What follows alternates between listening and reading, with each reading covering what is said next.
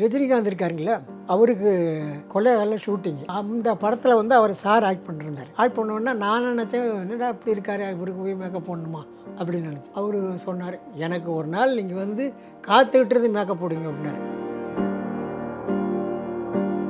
16 வயதில் படத்தில் கொள்ளைகால் மைசூர் ஸ்டேட்டில் ஷூட்டிங் இது.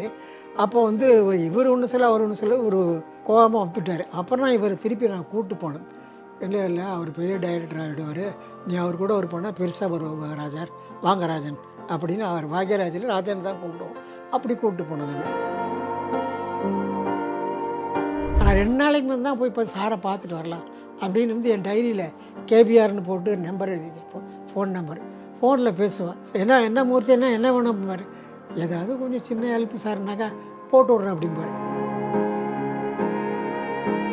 சினிமாவுக்கு வர்றதுக்கு முதலையும் சரி, சினிமா வந்ததுக்கு அப்புறம் ஒன்றா பிரவீணாமா தான் நிறைய எல்லாம் பண்ணியிருக்காங்க. படத்துக்கு காஷ்மீர் என்னமோ ஒரு போயிருந்தோம். அந்த நீச்சல் குளத்தில் வந்து 6ங்கிற மோதிரம் அந்த அம்மா போட்டது, அது தண்ணியில் விழுந்துருச்சு. உடனே வந்து ஆனால் மோதிரத்துக்கானார். அப்புறம் வந்து அங்கே தண்ணியெல்லாம் எடுத்து வெளியே போட்டு பார்த்தா மோதிரம் கிடச்சிது. அப்போ சொன்னார் என்கிட்ட, இது வந்து பிரவீணா போட்டது அந்த மோதிரம் அப்படின்னு சொன்னார்.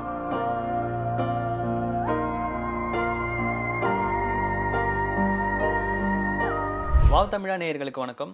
நம்ம கூட இப்போது இயக்குனர் பாக்யராஜ் அவர்களுடைய பர்சனல் மேக்கப் மேன் மூர்த்தி இருக்கார், அவர் கூட பேசலாம். வணக்கம். வணக்கம் சார். சார், இப்போது தமிழ் சினிமா மட்டும் இல்லாமல் இந்திய சினிமாவிலேயே ஒரு திரைக்கதை மன்னனாக பார்க்கப்படுற பாக்யராஜ் அவர்கள் நம்ம கூட இப்போ இல்லை. ஸோ அவர் கூட நீங்கள் ஒரு பர்சனல் மேக்கப் மேனாக முதல் படத்துலேருந்து ஒர்க் பண்ணியிருக்கீங்க. ஸோ அந்த அனுபவங்களை பற்றி எங்கள் கூட ஷேர் பண்ணுங்கள் சார். அவர் முதல்ல சொல்லப்போனால் ஒரு நல்ல மனுஷன். தனுர் ராசிக்கார், போராட நட்சத்திரம். வாழ்க்கையில் போராட நட்சத்திரம் போராடி ஜெயிக்கும்னு அப்பப்போ சொல்லுவான். அவர் வந்து பல இன்னர்களுக்கு இடையே கஷ்டப்பட்டு பாரதிராஜர்கிட்ட இருந்து அதுக்கப்புறம் தான் அவர் வந்து இண்டிபெண்டாக டைரக்டர் ஆனார். டைரக்டர் ஆனவுடனே அவர் என்னை கூப்பிட்டு, நீங்கள் தான் எனக்கு மேக்கப் மேன் ஒரு பொண்ணும் அப்படின்னு நடிக்க சொன்னார். அவருக்கு வந்து தாவணி கனவுகள் படம் மற்றும் பவுன் தான், இது நம்மால், இப்படிப்பட்ட பல படங்களுக்கு ஒர்க் பண்ணியிருக்கேன். மாறுபட்ட கேரக்டர் செய்யக்கூடியதில் முதல் தன்மையாக வந்தார். மக்களுக்கு எளிதியான பேசி புரியும்படியான சில சீன்களை நல்லபடியாக அவர் சொல்லுவார். அது வந்து எல்லாருக்கும் பிடிக்கும். யதார்த்தவாதி அவர். ரொம்ப நல்ல மனுஷனும் கூட. மக்களுக்கு என்ன பிடிக்குமோங்கிறத அவர் ஈஸியாக சொல்ல ஆரம்பிச்சிருவார். அவருடைய படங்கள் ஒன்றுலேயும் என்னையும் நடிக்க சொல்லுவார், நானும் நடிப்பேன். அதுமாரி ரத்தங்கிற படத்தில் சீஃப் மினிஸ்டர் ஆக்ட் பண்ணிருக்கேன். அவசர போலீஸ் 100 இதுமாரி சில படங்களாக நடிக்க வச்சுருக்காரு. டப்பிங் பேசும்போது அவர் வந்தால் தான் நான் பேசுவேன். ஏன்னா இந்த வாயை திறந்து பேசுறது எனக்கு வராதுங்கிறதுனால அவர் பின்னால் நின்றுட்டு அப்படி தட்டுவார். தட்டினோடு டக்குன்னு நான் பேச ஆரம்பிச்சிடறேன். இப்படி வந்து ஒரு நல்ல மனிதன், என் மேலே ரொம்ப பிரியமாக இருப்பார். ரொம்ப அமக்களமான ஒரு ஆள். இன்றைக்கி அவர் இல்லைன்னு சொல்லும்போது என்னுடைய மனசு ரொம்ப கஷ்டப்படுது. இது உண்மை சார். இது அப்படிப்பட்ட ஒரு ஆர்டிஸ்ட்டு பாக்யராஜ். கடைசியாக அவர் நீங்கள் எப்போ மீட் பண்ணீங்க சார்? போன மாதம் மீட் பண்ணேன் சார். ஓகே. போன மாதம் மீட் பண்ணேன். என்ன காரணம் கேட்டால், அவருக்கு நிறைய ஒர்க்கு இல்லை. நான் போனால் எனக்கு ஏதாவது செய்யணுமேங்கிற ஃபீலிங்கு அவருக்கு வந்துடும். அதெல்லாம் அடிக்கடி போகிறதில்ல. போன மாதம் மட்டும் போனால் நல்லா இருந்தார். இப்போ கூட ஒரு 2 நாளைக்கு முதல்ல அவரை பார்க்கணுங்கிற எண்ணம் தோணுச்சு எனக்கு. ஆனால் அதுக்குள்ளே இந்த நியூஸை வந்து என்னுடைய ஃப்ரெண்டு தேவிகா ஆர்டிஸ்ட் சரிங்களா, அவங்களுடைய மருமகன் அவன் ஃபோன் பண்ணி என்கிட்ட சொன்னான், இந்தமாரி அங்கிள், இதுமாரி பாக்யராஜ் சார் ஹார்ட் அட்டாக்ல இறந்துட்டார், நீங்கள் உடனே போகாதீங்க, அவங்க வந்து ஹாஸ்பிட்டல்லேருந்து பாடி வரும், ஒரு 1 ஹவர் கழித்து போங்க அப்படின்னாரு. அதுக்கப்புறம் தான் நாங்கள் போனோம். போகும்போது தான் எல்லோரும் இது பார்த்தாங்க, எல்லோரும் பேசினாங்க. எனக்கும் மனசுக்கு ஒரு இதாக இருந்தது. கூட்டம் ஏகப்பட்ட கூட்டமாக இருந்ததுனால கொஞ்ச நேரம் அப்படி சுற்றிட்டு என் பையன் கூட அப்படியே நான் வெளியே வந்துட்டேன். நீங்கள் இப்போ ஒரு மாதத்துக்கு முன்னாடி பார்க்கும்போது அவரோட உடல்நிலைமை எப்படி? நல்லா இருந்தார். ஃபஸ்ட் கிளாஸாக இருந்தார். ஏன்னா இப்போ சமீப காலத்தில் அவர் முடியெல்லாம் கொட்டினதுக்கப்புறம் விக்கு வைக்க ஆரம்பிச்சோன்னா, விக்கெல்லாம் நான் தான் ட்ரெஸ் பண்ணி கொடுப்பேன். அப்புறமா அவரே வந்து ஆளுங்களை வச்சு பண்ணிக்கிட்டு அடிக்கடி தொந்தரவு கொடுக்கக்கூடாதுன்னா அவரே பண்ணிக்குவார். அப்போ ஒரு பார்த்து நல்லா இருந்தார். அப்போல்லாம் ஒன்றும் கிடையாது. திடீர்னு ஏதோ அவருக்கு ஏற்பட்டுருக்கு. அப்போல்லாம் அவருக்கு தலைமுடி நிறையா இருக்குது. அந்த ஃபோட்டோவில் பார்த்தீங்கன்னா தெரியும் உங்களுக்கு. இப்போ நீங்கள் அவருக்கு வந்து பர்சனலாக நிறையா இதெல்லாம் பண்ணியிருக்கீங்க. இப்போ உங்களுக்கு அவர் வந்து ஏதாவது உதவி பண்ணியிருக்காரா? பண்ணியிருக்காரு. படங்களுக்கு நிறையா அமௌண்ட் வாங்கி கொடுத்துருக்காரு, பணம் வாங்கி கொடுத்துருக்காரு. இப்போ சமீபத்தில் ஒரு போன வருஷம் ஊட்டியில் ஒரு சின்ன ஷூட்டிங் இருக்குது. அப்போ எனக்கு டச்சஸ் இருந்தாலும் ஃபோன் பண்ணி நீங்கள் வாங்கினேன்னாரு. அப்போ போனப்போ ஒரு நாளைக்கு இவ்வளோ பேமெண்ட்டு சொல்லி 3 நாள் 4 நாள் ஒர்க் பண்ணது பேமெண்ட் கொடுத்து என்னை அனுப்பிச்சி சாருக்கு ஃபஸ்ட் கிளாஸ் டிக்கெட் போடுங்க ட்ரெயினில் என்னுடைய மேக்கப்னு சொல்லி அனுப்பிச்சி வச்சாங்க. அதுவும் என்ன பார்க்கும்போதெல்லாம் உதவி பண்ணுவார். அதுக்காக நம்ம நிற்க முடியாதுங்க. ஏன்னு கேட்டிங்கன்னா அவரே சிரமத்தில் இருக்கார் அப்படிங்கிறதுனால படங்கள் இருக்கும்போது அதை பற்றி கவலைப்பட மாட்டார், நல்லா செய்வார். இன்னொன்று கேட்டிங்கனாக்கா அவர் மேக்கப்பில் ரொம்ப நிதானமாக பார்ப்பார். ரோகிணின்னு ஒரு ஆர்டிஸ்ட்டு பவுன் தான் எல்லாம் அவங்க ஆக்ட் பண்ணாங்க. அப்போ ஆக்ட் பண்ணும்போது ரோகிணியை கூப்பிட்டு இவர் பேசியும் அந்த அம்மா பேசி ஒன்றா வச்சு என்னமோ பார்த்துக்கிட்டே இருந்தார். எனக்கு டக்குன்னு கோவம் வந்துருச்சு. என்ன பார்க்குறீங்க? இல்லை அது மேக்கப் ஒரு மாதிரி எனக்கு ஒரு ஏங்க அது லேடிஸ்க்குன்னு அவங்களுக்கு மேக்கப் இருக்குது, உங்களுக்கு இங்கே பாருங்க இங்கெல்லாம் எப்படி இருக்குது, உங்களுக்கு தகுந்த மேக்கப் இருக்குது, என்னங்க இது கூட தெரியாமல் நான் கோச்சிக்கிட்டு இப்படி வந்துட்டேன். வந்தோடனே கண்ணன் ஒரு பெரிய காஸ்டியூமர் அவர் அவர் விளையாட்டு சொல்கிறார், மூர்த்தி நீங்கள் வாங்க அப்படின்னு. அப்புறம் வந்தோடனே நைட்டு உட்காந்து பேசிகிட்டு இருக்கும்போது அவர் என்ன திடீர்னு கோச்சிட்டிங்களான்னு. இல்லை சார் எனக்கு டக்கு நான் விருச்சக ராசிக்காரன், தடான்னு கோவம் வந்துடும் எனக்கு அப்படின்னு சொன்னேன்னு சிரிச்சுக்கிட்டார். ரொம்ப எளிமையான முறையில் எல்லாத்தையும் பழகுவார். நல்லா இப்போ கூட அவர் முகம் என்னுடைய நினைப்பில் இருந்துக்கிட்டே இருக்குது. இப்போ மற்ற கலைஞர்களுக்குமே அவர் ஹெல்ப் பண்ணுவார் சார், பண்ணியிருக்காரு. பண்ணியிருக்காரு நிறைய இந்த செந்திலுக்கு பண்ணியிருக்காரு, காமெடி செந்தில் இருக்கார் அவருக்கு பண்ணியிருக்காரு.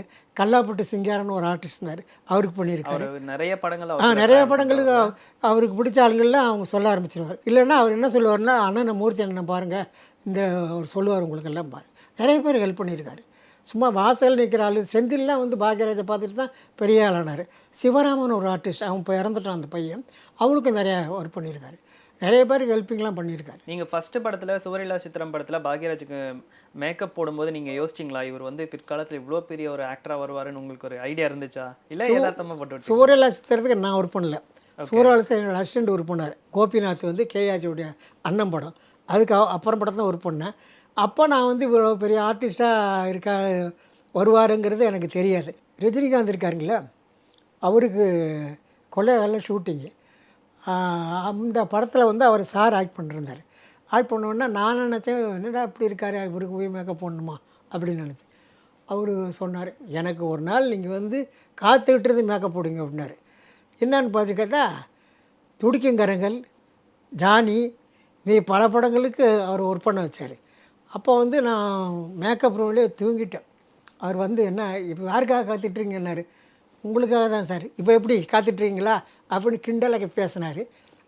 அவர் ஒரு ஆர்டிஸ்ட்டு, இவரும் ஒரு நல்ல திக்கஸ்ட் ஃப்ரெண்டு பாக்யராஜ் சாரும் ரஜினிகாந்த். நீங்கள் ஃபஸ்ட்டு எப்போ மீட் பண்ணீங்க? அதுக்கான இது பாரதி ராஜா அவர் கூட அசிஸ்டண்டாக இருக்கும்போது மீட் பண்ணி? பாரதி ராஜாவோட அசிஸ்டண்டாக இருக்கும்போது மீட் பண்ணேன்.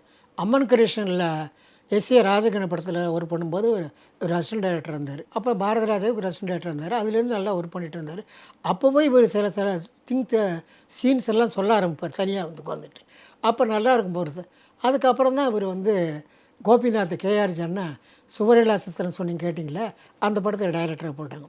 அதுலேருந்து டைரக்டரை போட்டதுக்கப்புறம் இவர் எல்லா படங்களுமே சக்ஸஸ் தான். எல்லா படமும் 25 வாரம் தான், எந்த படமும் வீணாக போனதும் இல்லை. ஓகே, நீங்கள் இப்போ அவருக்கு இப்போ திரையும் தாண்டி திரைக்கு பின்னால் நீங்கள் அவர் கூட ஒரு நெருக்கமான இருக்கக்கூடிய ஒரு பர்சன். ஸோ அவரோட பர்சனல் லைஃப் பற்றி ஏதாவது ஷேர் பண்ணியிருக்காரா? குறிப்பாக அவரோட முதல் மனைவி இறந்தது அதுக்கப்புறமா 2வது மனைவியாக தான் பூர்ணிமா பாக்யராஜை கல்யாணம் பண்ணாங்க. ஸோ அவங்க முதல் மணி மேலே பிரியமாக இருப்பார். அவங்க அம்முன்னு சொல்லிட்டு இருப்பாங்க, பிரியமாக இருப்பார். அதுக்கப்புறம் எம்ஜிஆர் தலைமையில் தான் பூர்ணிமா ஏவிஎம் ஸ்டுடியோவில் எம்ஜிஆர் தலைமையில் கல்யாணம் பண்ணார். பூர்ணிமா மேலே உரியாக இருப்பார். அந்த அம்மா இவங்க மேலே ரொம்ப உயிராக இருப்பாங்க. காலையில் பார்க்கும்போது ரொம்ப அழுதுட்டாங்க. அவங்களுக்கு மேலே பிரியமாக இருப்பாங்க, எல்லாருமே பிரியமாக இருப்பாங்க. சரி, இப்போ இந்த திரைக்கதையில் பார்த்தீங்கன்னா இந்தியா லெவல்லே ஒரு ஸ்க்ரீன் பிளே கிங்கு இவர் தான் சொல்லலாம். இவரே தான். என்னன்னு கேட்டேன், அதுக்கு ஒரு சின்ன உதாரணம், கைதியின் டைரின்னு ஒரு படம். அந்த கைதியின் டைரி முதல்ல வேறு ஒருத்தர் ரைட்டராக இருந்தாங்க. அதை அவருக்கு பாரதி ராஜாவுக்கு அவ்வளோ இது இல்லை. அப்புறம் இவர் கூப்பிட்டு எழுத சொன்னாங்க. இவர் எழுதினார், பிரமாதமாக இருந்தது, படமும் நல்லா போச்சு. அப்போ பாக்யராஜ் சாருக்கு பாரதி ராஜா ஒரு கார் ப்ரெசன்டேஷன் பண்ணார். பண்ணோடனே இவர் அப்போ ஒன்றும் சொல்லலை. 2 பேரும் நாங்கள் வீட்டுக்கு வந்தோடனே அவர் ஏன்னா நம்ம கார்லாம் இருக்குது, அவர்கிட்ட திருப்பி கொடுத்துலான்ட்டு திருப்பி அவங்க வீட்டு காஃபி சாப்பிட மாதிரி போய், சார் எனக்கு கார் இருக்குது சார், நீங்களே வச்சுங்க சார் அப்படி கொடுத்தாரு. அப்படி ஒரு ரொம்ப பேராசையும் இல்லாத ஒரு நட்பண்போடு பழகக்கூடிய ஆள் பாக்யராஜ். ஆனா பாக்கியராஜ் அவர்களுக்கும் பாரதி ராஜா அவர்களுக்கும் சிறிய ஒரு கருத்து வேறுபாடு இருக்கும்போது கோச்சிட்டு போயிட்டாரு. நான் தான் போய் கூட்டிட்டு வந்தேன் அப்படின்னு சொல்லி நீங்க சொன்னீங்க. ஆமாம் ஆமாம் ஆமாம். அது வந்து 16 வயதில் படத்தில் ஓகே. கொள்ளைகால் மைசூர் ஸ்டேட்டில் ஷூட்டிங் இது. அப்போ வந்து இவர் ஒன்று சொல்ல அவர் ஒன்று சொல்ல ஒரு கோவமாக வந்துட்டார். அப்புறம் தான் இவர் திருப்பி நான் கூப்பிட்டு போனேன். இல்லை இல்லை அவர் பெரிய டைரக்டர் ஆகிடுவார், நீ அவர் கூட ஒரு போனால் பெருசாக வரும் ராஜா வாங்கராஜன் அப்படின்னு அவர் பாக்யராஜில் ராஜன் தான் கூப்பிடுவோம். அப்படி கூப்பிட்டு போனேன் நான். என்ன கருத்து வேறுபாடு அவங்களுக்குள்ள? கருத்து வேறுபாடு Dialogues இவர் அந்த மாதிரியா? டைலாக் எழுதுறதுல அவர் சொல்கிறது நடிக்கிறது பொறுசே சின்ன சின்ன இதில் அவருக்கு இது வந்துடும். அப்புறமா அவர் புரிஞ்சுக்கிட்டார் பாரதிராஜன் சார். அப்புறம் புரிஞ்சுக்கிட்டு அப்புறம் இவர் எல்லாமே அந்த கைதியின் டைரி படத்துக்கு இவர் தான் ரைட்டர் இருந்தார். அப்புறம் பாரதிராஜா ஒரு பெரிய டைரக்டர். அவர் படங்கள்லாம் நான் நிறையா ஒர்க் பண்ணியிருக்கேன். அவர்கிட்ட தான் ஒரு உதவியாளர் இருந்தார். இவர் அப்படியே இருந்து நான் சொன்னேன் அவர்கிட்ட, நீங்கள் பெரிய ஆள் ஆகிடுவீங்க சார் அப்படின்னேன். அப்போது வந்து ஒரு சின்ன சீன் வந்து ஒரு படத்தில் எடுத்தார். ஒரு தங்கச்சி மேலே ஒரு பாசம் உள்ள ஒரு இது குலதெய்வம் ராஜகோபால் ஆக்ட் பண்ணார். அந்த சீன் வந்து இது இப்படி தான் இருக்கணும் அப்படின்னு ஒரு ஆக்ட் பண்ணி காமிப்பார். ஆக்ட் பண்ணி ஒரு பொண்ணு ஏந்திரி இங்கே வா அப்படின்னு சொல்லிட்டு அது தங்கச்சியாகவும் ஒரு அண்ணனாகவும் சொல்லி அந்த ராதிகாவும் சீன் கரெக்டாக ஆக்ட் பண்ணி காமிப்பார். தாவணிக்கணும். ஆக்ட் பண்ணி காமிச்சானா அதை பாரதி ராஜா பார்த்துருந்து நீ தாண்டா இப்போ இதான்னு சொல்லிட்டு இவர் இது பண்ணுவார். அதுமாரி தாவணி கனவுகள் படங்களில் நல்ல சீன்லாம் நிறையா இருக்கும். நல்லா செஞ்சுருக்குவார். நீங்க கடைசியா அவருக்கு எந்த படத்துக்கு மேக்கப் மேனா இருந்தீங்க? நிறைய படங்கள் ஒர்க் பண்ணியிருக்கேன் சார். ஓகே. குறிப்பிட்டு சொல்ல முடியல. அதான் உங்களுக்கு வந்து தாவணி கனவுலேருந்து நிறையா படம் ஒர்க் பண்ண ஆரம்பிச்சிட்டேன். தாவணி கனவுகள், சின்ன வீடு, இது நம்ம ஆள், பவுன் பவுனு தான். இப்படி அவர் வந்து வருஷத்துக்கு ஒரு படம் தான் எடுப்பார். உங்களுக்கு தெரியும். உங்களுக்கு லேட்டாக எடுப்பார், பார்த்து பார்த்து பண்ணுவார். இதில் மொபைலில் போட்டு பார்ப்பார், இதில் பார்ப்பார், அதில் பார்ப்பார். இதெல்லாம் பார்த்துட்டு தான் எடுப்பார். லேட்டாக தான் எடுப்பார். சீன் நினச்சி பண்ணுவார். அதில் வருஷத்துக்கு ஒரு படம் பண்ணுறோன்னா அதிகமாக படம் பண்ண மாட்டார். இப்போ நம்ம ஆன் த ஸ்க்ரீன்ல பார்க்குற மாதிரி தான் ஒரு சார்மிங்கா, எனர்ஜெட்டிக்கா அந்த மாதிரி தான் இருப்பாரா? இல்ல பர்சனலா பார்க்கும்போது கொஞ்சம் சைலண்டா ஏதாவது எழுதுற மாதிரி அந்த மாதிரியே தான் இருப்பாரா? இல்லை இல்லை, எப்போதும் நல்லா இருப்பார். சைலண்ட்டாக எழுதுகிற பேர்லாம் இருப்பார், போவார் ஒருவர். பட் எல்லாத்தையும் ஃப்ரீயாக பேசுவார் ஒருவர், போவார். அதனால் ஒன்றும் கிடையாது. எப்போதுமே எழுதிக்கிட்டு இருப்பார். டயலாக்ஸ் பேசுகிற எழுதிட்டு இருப்பார். அடுத்த சீன் என்ன, இந்த சீன் என்ன அதெல்லாம் பார்ப்பார். மற்றபடி கோபமாகவும் டென்ஷனாகவும் இருக்கவே மாட்டார். எப்போதுமே எப்போவும் சாஃப்ட் கேரக்டர் தான்.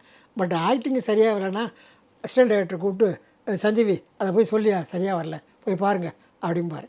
பட் அவர் ஆக்டிங் திருப்தியாக இருந்ததுன்னா ரொம்ப சந்தோஷமாக அவர் இருப்பார். பாக்கியராஜ் அவர்களோட அசிஸ்டண்டா இருந்தவங்க தான் பார்த்திபன், பாண்டியராஜ் அவங்கள் எல்லாம். ஆமாம், அவங்கலாம் அடிக்கடி போய் அவரை மீட் பண்ணுவாங்களா? மீட் பண்ணுவாங்க. பாண்டியராஜன் சார் வந்து பார்ப்பார், ஒரு பார்த்திபன் வந்து பார்ப்பார், மற்ற எல்லாருமே வந்து பார்ப்பாங்க. கோவிந்தராஜன் ஒரு அசிஸ்டன்ட் இருந்தார், உங்களுக்கு தெரியும்னு நினைக்கிறேன். அவரும் வந்து பார்ப்பார். அடிக்கடி மீட் பண்ணுவாங்க. இவர் காலையில் வந்து வீட்டில் எழுந்துச்சிட்டாரு, நைட்டு படுக்கிறது ரொம்ப லேட்டாகும். காலையில் எழுந்து ஆஃபீஸுக்கு ரூமுக்கு வர்றதுக்கு கிட்டத்தட்ட 10:30 11 மணிக்கு தான் வருவார். நேற்று கூட என் ஃப்ரெண்டு ஒருத்தர் கேட்டாங்க, நான் பாக்யராஜ் சாரோட ஸ்டில் எடுக்கணுமான்னு. அவர் 11 மணி தான் கீழே வருவார், நான் கூட்டிகிட்டு போகிறேன்னு 2 நாளைக்கு முதல்ல சொன்னேன். அவர் இன்றைக்கி என்ன கேட்குறாருன்னு, என்னங்க இப்படி சொல்லிங்க இப்படி ஆயிடுச்சுன்னு. என்ன பண்ணுறது, நீங்க எப்ப வேணாலும் போய் அவரை மீட் பண்ற ஒரு இதில் தான் இருந்தீங்க. போவோம் சார். அடிக்கடி டிஸ்டர்ப் பண்ண மாட்டேன். இப்போ ஷூட்டிங் இருக்கும்போது நிறையா அவர் கூட நடந்துருக்கேன். இப்போ வந்து போன மாதம் தான் நான் பார்த்தேன், இந்த மாதம் போகல. என்ன காரணம்னு கேட்டிங்கனாக்கா, அடிக்கடி போனாக்கா அவர் எனக்கு எதாவது செய்ய வேண்டியிருக்குன்னு ஃபீல் பண்ணுவார். இப்போ அந்த பொசிஷனில் இருக்கார் இல்லையங்கிறது எனக்கு மனசு கஷ்டமாக நான் போகிறதில்ல. போன மாதம் நான் பார்த்தேன். ஆனால் 2 நாளைக்கு முன்னாடி தான் போய் இப்போ சாரை பார்த்துட்டு வரலாம் அப்படின்னு வந்து என் டைரியில் கேபிஆர்னு போட்டு நம்பர் எழுதி வச்சுருப்போம், ஃபோன் நம்பர். ஃபோனில் பேசுவேன். என்ன மூர்த்தி என்ன வேணும்பார். ஏதாவது கொஞ்சம் சின்ன ஹெல்ப் சார்னாக்கா போட்டு விட்றேன் அப்படிம்பார் டக்குன்னு. நல்லா செய்வார். அதேமாரி இன்னொரு பாக்கியா பத்திரிகை ஆண்டு விழா மியூசிக் அகாடமி நடந்தது. அது எனக்கு இன்னும் மறக்க முடியாத இருந்துச்சு. ஒரு மஞ்சள் பையில் 10,000 பணத்தை போட்டு கீழே போய் வந்து அவர்கிட்ட கொடுத்துட்டு வாங்கினார். என்கிட்ட கொண்டாந்து கொடுத்த உடனே கை காமிச்சு நீங்கள் இருக்க வேணாம் நீங்கள் போங்க அப்படின்னாரு. நான் வந்துட்டேன். எனக்கு வீட்டுக்கு வந்தால் 10,000 ரூபீஸ் பணம் இருந்தது. அப்போ எனக்கும் வசதி, அப்போ பணமும் இருந்தது. அதேமாரி இயல்பான சில விஷயங்கள்லாம் நல்லா செய்வார் அவர். சாந்தனு அவர்கள் வந்து பாக்கியராஜ் அளவுக்கான ஒரு பேர் புகழ் வந்து தமிழ் இண்டஸ்ட்ரியிலேயே அதாவது பொதுவாக நம்ம தமிழ் இண்டஸ்ட்ரியில் வாங்கலை. ஸோ அதை நினச்சி எதுக்காவது உங்கள்கிட்ட பர்சனலாக ஏதாவது விஷயங்கள் ஷேர் பண்ணியிருக்காரா? ஷேர் பண்ண மாட்டார். எந்த விஷயத்தையும் ஷேர் பண்ண மாட்டார். இல்லை, சாந்தனு எனக்கும் தெரியும், அங்கிள்னு கூப்பிடுவார். ஷேர்லாம் பண்ண மாட்டார். அது அவங்கவுங்க நடக்கிறப்ப நடக்கட்டும் அப்படின்னு விட்டுருவார் அவர். ஆனால் அவருக்குள்ள அந்த வருத்தங்கள் இருந்து வருத்தங்கள் உள்ளுக்குள்ளே வருத்தங்கள் இருக்கும், ஃபீல் பண்ணுவார். அதை யார்ட்டையும் காமிச்சிக்க மாட்டார். அவர் மிஸ் பண்ண மூவிஸ் ஏதாவது இருக்கா? இதுக்கு முன்னாடி பாக்கியராஜ் அவர்கள் அவர் பண்ண வேண்டிய படம், அதுக்கப்புறம் அவர் பண்ண முடியாம வேற ஒருத்தங்க பண்ணாங்க அப்படின்ற மாரி இல்லை இல்லை, பெரிய அப்படி ஹிட் இல்லை. ஆன மாரி.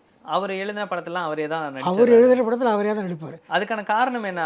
அந்த மாதிரியான கேரக்டருக்கு வேற யாரும் செட் ஆவலையா? இல்ல நம்மளே பண்ணா கரெக்ட்டா இருக்கும்னு பண்ணிருவாரா? இல்லை, அந்த கேரக்டருக்கு செட் ஆகி மனசில் நினச்சி எழுதுகிற டைலாக், இந்த கேரக்டர் இப்படி தான் இருக்கணும், இப்படி தான் போகணுன்னா அதில் அவரே ஆக்ட் பண்ணுவார். சார், இப்போ முதல் மனைவி பத்தி சொல்லியிருந்தீங்க. அவங்க மேல மிகுந்த பற்றோட இருந்தாரு அப்படின்னு சொல்லி. ஸோ என்ன காரணத்தினால அவங்க அவ்வளோ சீக்கிரம் இறக்க வேண்டிய நிலைமை வந்துச்சு? இல்லை இல்லை, அவங்களுக்கு வந்து உடம்பு சரியில்லாமல் சூழ்நிலை ஏற்பட்டு போச்சு. உடம்பு சரியில்லாத சூழ்நிலையில் அவர் இறந்துட்டாங்க.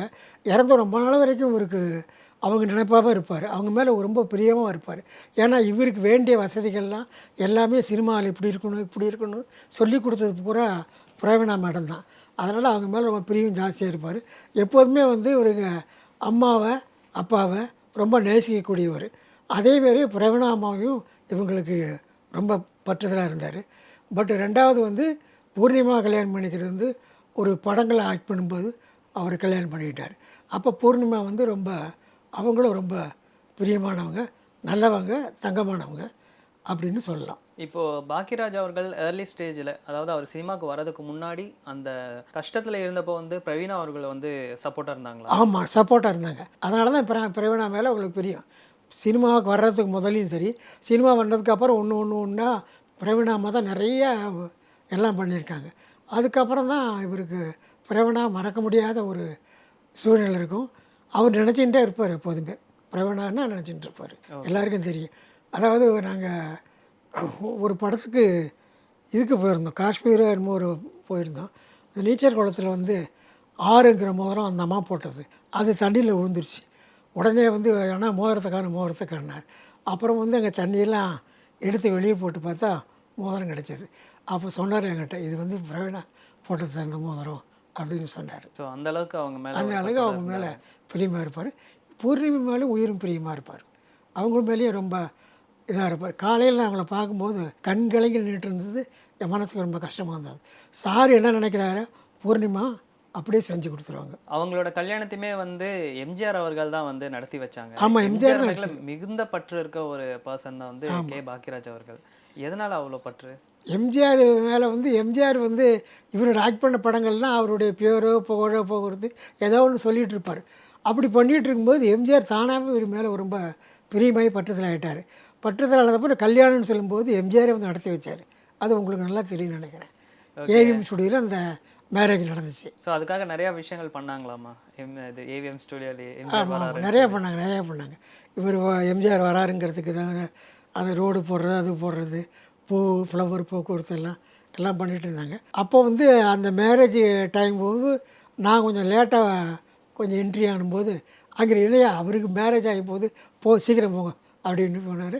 அப்புறம் நான் உள்ளே நுழைஞ்சு போனேன். மேரேஜ் நடந்துகிட்டு இருந்தது, பார்த்துக்கிட்டு இருந்தேன் சார். மேரேஜுக்கு மேக்கப் எதுவும் நீங்கள் பண்ணீங்களா? இல்லை அதுக்கு இல்லை அதில் மேரேஜுக்கெல்லாம் மேக்கப் போடல. அது சாதாரண சிம்பிளாக இருந்தது. அவங்க கேஸ்ட்டில் ஒரு சிங்கிள் நாமம் மட்டும் போட்டுக்கிட்டார். நான் என்னை பார்த்துட்டேன்னு ஓகே போதும் அப்படின்னு சொல்லிட்டார். இப்போ அவருக்கு மேக்கப் போடுறதப்போ அவர் எப்படி பேசி உங்ககிட்ட ஒரு பேச்சு கொடுத்து அந்த மாதிரி ஜாலியாக இருப்பாரா? இல்லை ஜாலியாக இருப்பார், பேசி கொடுப்பார், ஜாலியாக இருப்பார். ஆனால் பார்த்து போடுங்க, கரெக்டாக செய்யுங்க அப்படிம்பார். மேக்கப் ரொம்ப பிரியர் இவர், மேக்கப் இல்லை. ஓகே, அது நல்லா போடுங்க. Okay sir, thank you so much.